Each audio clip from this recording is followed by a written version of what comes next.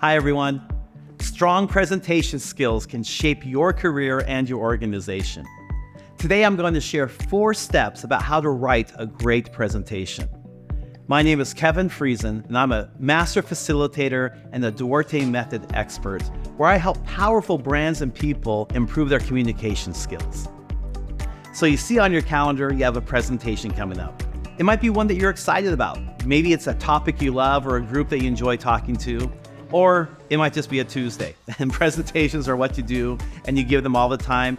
Sometimes it's even like one you're rolling your eyes about. It's a boring topic, or the group is frustrating to work with, whatever it might be. No matter where you are in that paradigm, whenever you give a presentation, you have an opportunity to make an impression about your ability to clarify your thoughts and to make an impact on the business. But how do you go about writing a great presentation? Let me help you out. So step number 1 is write the presentation for your audience. The first question you should ask yourself when you're working on a presentation is not, what am I going to share? That's what we do. We tend to dive into our slides and figure out what we begin to piece together. The first question should be, who am I talking to? The who determines the what. If we aren't shaping our content by who we're talking to, then our ability to craft an audience-centric presentation goes out the window. So the first thing you always want to do is say, who am I talking to? And then I start diving into the what. And then you want to develop a list of questions that help you develop some empathy for your audience. What's it like to be them? How can you put yourself in their shoes or in their seat? And you want to think about from their perspective. So questions like, what are they like as a human, right? You're talking to real people. I know that's kind of an overstatement, but sometimes we forget the humanity of the people we're talking to. So age and stage of life, culture, ethnicity, all those things go into how people process information. So what do you know about them as a real person? What would make this a great meeting for them? What would surprise them about the content or about the progress report that you're giving that would help them feel encouraged or confident? You want to think about, from their perspective, what type of content would make them think, that was 30 minutes well spent. So you're framing it from their perspective. Questions about maybe why they would resist. How would they push back or say no against your idea? We can demonstrate a lot of empathy for our audience when we can imagine why they might say no, why they might be reluctant, and we can address their concerns.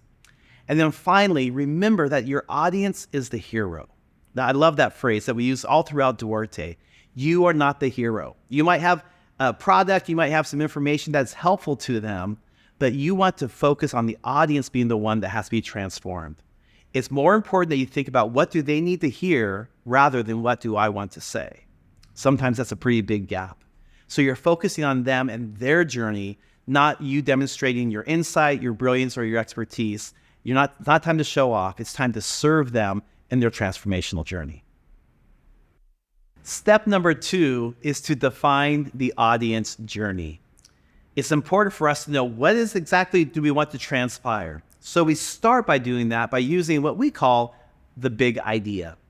The big idea is that encapsulating statement that identifies what it is you're sharing and why it matters to your audience. It's the what and the why. So when you're crafting your big idea, you want to be, first of all, be very clear, what is your point of view on the topic? You're coming into the conversation and you have an opinion, you have a product, you have a strategy, you have something that you're trying to get your audience to see more clearly. Are you clear on what that is? Just because you live in it and you talk about it all the time, can you articulate it clearly and succinctly? And then you combine that point of view with what we call the stakes. The stakes are, what if your audience says no? What if they don't respond to your request? Is something bad going to happen to them? Is something good not going to happen to them? Sometimes the stakes are negative. Sometimes the stakes are a missed opportunity. I suggest that the stakes are the single most energizing part of any conversation, because when you and I uncover what's at stake for our audience, we have their attention, right? So we start by defining the big idea, our point of view plus the stakes, one concise sentence. That's our true north for our presentation. But then the second part to define their transformation is what we call the move from, the move to. The move from is when you begin to think, how is my audience believing about my idea and how are they behaving? What are they thinking and what are they doing about my idea before I even start my conversation. It's their context. Where are they right now? And then you imagine, if I'm wildly successful, what's going to change? How are they going to think differently? How are they going to act differently? That transformation, that's what the presentation is about. That's the exciting part. Now you notice we identify both belief and behavior because so often we focus just on behavior change. We're trying to get people to buy our product or to approve our idea or come on board to our initiative, whatever it might be. We're trying to get them to do something. And so we try to make it clear and we incentivize them and we put together a rational argument, which is all good. But sometimes we ignore the fact that it's not that they don't know what to do, it's that they have a belief system. Maybe they're skeptical. It's like, yeah, I understand what you're saying and it sounds good. I just don't think you have the horsepower to pull it off. Or maybe they followed you last time and it didn't go so well. So there's a bit of a past history that needs to be addressed. So often we don't see the transformation in our audience because we haven't thought about the belief system at play. Do we need to change them from skeptical to confident? From being closed and say, I'm never going to work with you guys again, to being open, like maybe it really has changed, whatever it might be. So addressing both belief and behavior is so important for that transformation. Then when you have that big idea and the move from to move to, you now have an editorial grid.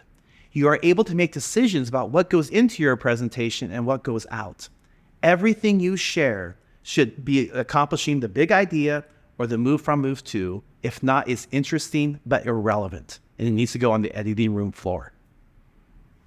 Step number 3 is create a clear structure.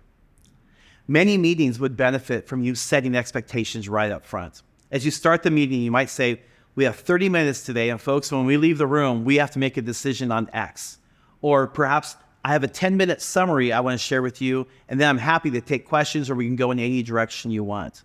But by setting expectations, you're letting people know the ground rules. I mean, how many times have we been interrupted by leaders who aren't sure where the meeting is going, or they get frustrated because their topic isn't being addressed and they just don't have the time to wait for us. And so you might want to consider setting expectations right up front so that people know what to expect, how long, when maybe their favorite topic is going to be addressed. And then once you have those expectations set, you want to make sure you're using a story structure to put your content together. So very simple 3-act structure: beginning, middle, and end. And I know it sounds so pedestrian, not very sexy, but it's so powerful when we use that simple structure of story: beginning, middle, and end. In the beginning is where we put our context, is where we frame what's happening, the opportunity or the problem. Now be careful. So often we belabor Act 1, the beginning, because it's safe, it's familiar. And so we spend so much time talking about context, we don't have time to get to the new stuff. So you want to make sure you cover that territory, but don't overcover it. And then we move into the middle. We call it the messy middle, because this is where all the drama happens. There's several points of view. There's options we could do. We have funding problems. We have all kinds of schedules we have to bring together. All of the challenges that go into the middle, we unpack them there. We help our audience navigate through why something is better than the other. We give them a clear journey through the complexity of the messy middle, and we transition to have a strong ending. The end is where we bring it all together. We have a clear call to action where we are telling our audience exactly what they can do to move forward. We think about what we call a new bliss, where we speak to why this matters. And it feels like the whole thing has come together in an intentional format, rather than just thinking like, well, I don't know, I hope I have time to get through everything.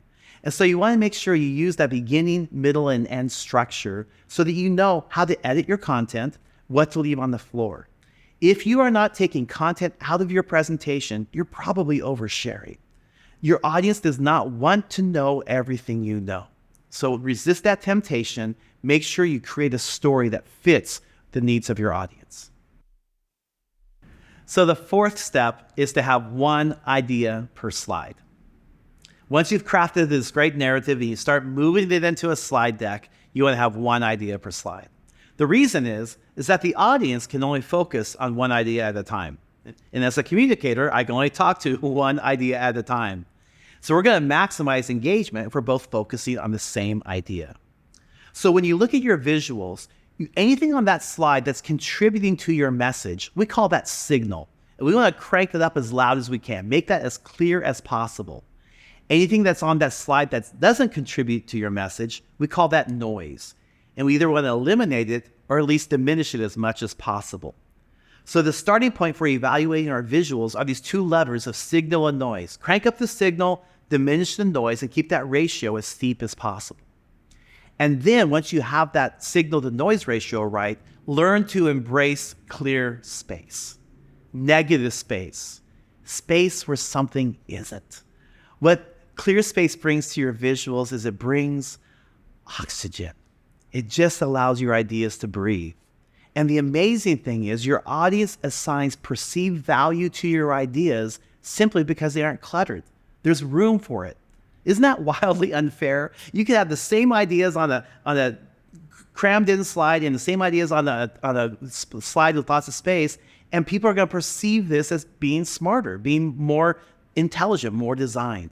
And so we want to make sure we learn to leverage that tool of clear space. And then finally, be careful of the myth of slide count. I don't know what number you're working with, whether it be, I've heard 27 seconds per slide or 93 seconds per slide. Whatever it is, it's a made up number. I guess maybe someone's personal experience. But be more concerned about having your audience track with your ideas. The myth of slide count means that if you have so many slides, it takes too much time. And that's not true. I love in our workshops, are about 6 to 7 hours of training. And we literally have 250 to 300 slides in a workshop. And normally towards the end of the day, we'll be covering something like negative space or clear space, and this conversation will come up. And I'll just ask everyone, hey, we've been going for 5 or 6 hours. How many slides have we gone through? And the guesses are amazing. I hear the 27 or 73. Rarely do I hear anyone guessing over 3 digits, over 100. And so I'll say, well, we're actually on slide 247. And the whole room just goes, what? Why? Because I've just been clicking through slides and talking. When you are in a presentation, your slides are not the presentation. You are the presentation. Your slides are meant to work in tandem with you. And so you want them just to support and reinforce what you, the communicator, are saying.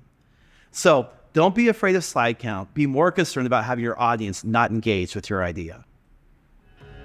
So every time you give a presentation is an opportunity for you to showcase your ability to be a clear thinker and a compelling communicator. That's only going to happen if you write a great presentation that's audience-centric, well-structured, and visually appealing. So as you apply yourself, you will begin to see your influence increase. So remember, stay awake to your own humanity and that of your audience. Show up to meet their needs, and then see how your influence changes things. Good luck.